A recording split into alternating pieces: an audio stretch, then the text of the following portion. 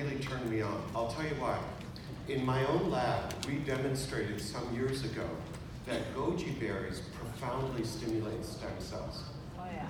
Okay? And we didn't publish that on purpose because we wanted to develop a company.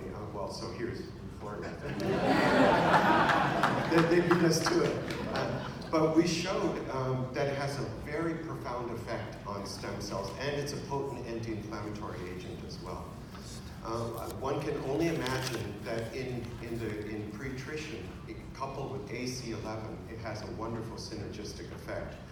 I'll tell you just an interesting sidebar also about, each of these has its own fascinating story, by the way, around it.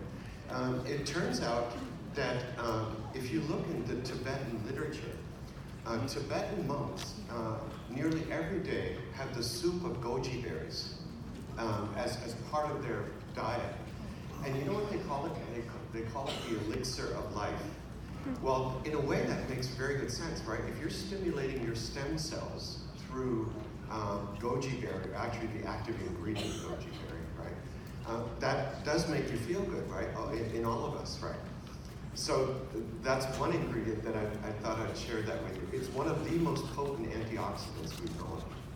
The second ingredient, some of you may have heard of, is astaxanthin. Astaxanthin is one of the most potent amphipathic antioxidants. Let me tell you what that means. You don't need to remember the word. So antioxidants can exert their effect, their protective effect, within the cell, right? Inside the cell, which is predominantly water. It's about 70% water. But astaxanthin is interesting. Not only does it work within the cell, within that watery milieu, but it also works at the cell membrane.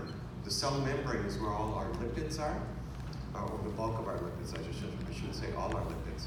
And our lipids are human beings. Our lipids are unusually prone to oxidative damage, right?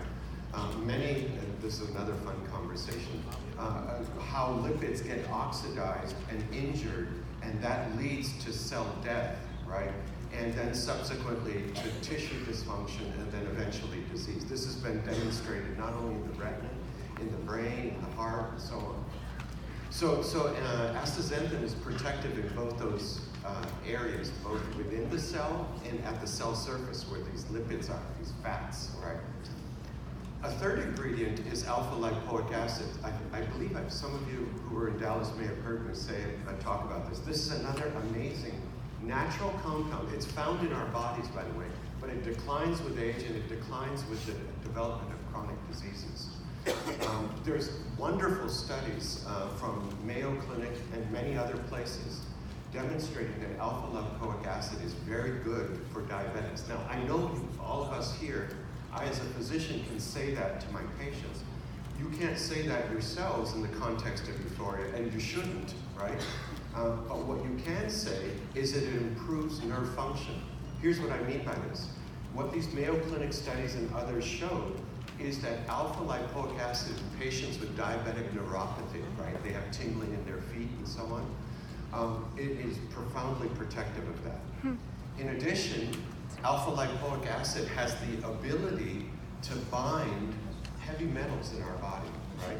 So as many of you know, we are exposed to heavy metals because of surface mining in the United States. Actually, I shouldn't say in the US only, but worldwide. And we collect these heavy metals like cadmium and so on. And again, this is another interesting conversation to have. So it binds that and you literally pee it out, right? In addition, alpha-lipoic acid improves energy production. There are energy factories in our cell. They're called mitochondria.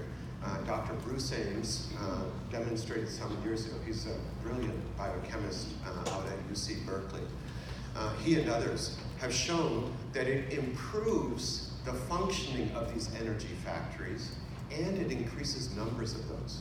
Now that turns out to be incredibly important, not only for health, right, but also all sorts of diseases. Nearly every disease you can think of, these energy factories are dysfunctional. Now again, you can't use, as part of Uforia, you can't use the words to treat a disease, but what you can say is it can improve energy production in the body, right? So that's not really disease associated. Although anyone who understands this field or appreciates chronic diseases will immediately understand, geez, that's addressing one of the fundamental issues that's occurring in chronic diseases. Thank you, Craig.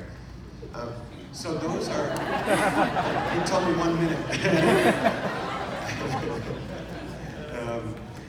So those are at least a couple examples of compounds that are in nutrition, as well as some that can will be part of the personalized nutritional package for each patient. I guess we can't use the word patient, but for each client who decides to get the Uforia testing done and so on. So I hope I've given you in the last 15-20 minutes. It's always interesting to try to summarize 50, 60 years worth of research into 20 minutes. But hopefully you have at least, at a minimum, a framework to think about nutrition, some of the products, or some of the components, the nutraceuticals, I should say. I never really liked that word product. I mean, these are nutraceuticals. They're found in nature. They're incredibly good for us as human beings. How these work synergistically together. I didn't talk in detail about that, but if any of you would like to chat about that, that's really what my own research lab has worked on for many years. And also the way to think about genetic weaknesses, these so-called SNPs, right? And before you can really treat a SNP, you have to fill up your buckets, right? And that's the whole idea of foundational nutrition. And hopefully I also gave you a sense of a perspective of where this field's come in the last 40 to 50 years. And I believe we truly are at a precipice.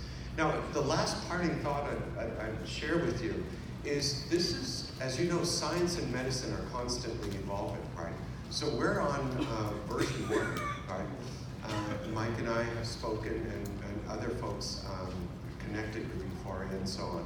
We talk about, you know, what does version 2 look like, and version 3, version 4? Because as science continues to progress, the company itself will continue to progress because we'll have the opportunity to take that new understanding that's gleaned in, let's say, 2019, or just most recently in 2018, and bring that to bear in the next generation of products. So it's not something like, you know, making a widget, right? You make a widget, it's the same widget, and of course you want incredibly high quality control for your widget, but it's the same widget, whether you bought it 50 years ago or today, right? It's the same widget, right? Or screw, or whatever the case may be. In a biotechnology company like this, it's constantly evolving, and that's very exciting from the perspective of a clinician scientist. But I believe it should be very exciting for all of you because it's a constant journey, right? We're all learning, we're all evolving, and we're evolving together. So I hope you might remember that as well, that this is very different than a company that's selling, you know, whatever, as I said, you know, widget or shampoo. Nothing against those companies, we need them, right? But a biotech company is fundamentally different in this way.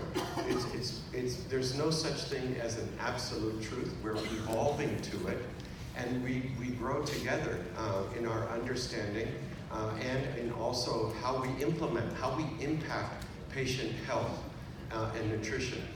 And that is really the last point that I'd make, is what really turns me on. I intensely enjoy, you know, I love my family first, but I intensely enjoy taking care of patients and science.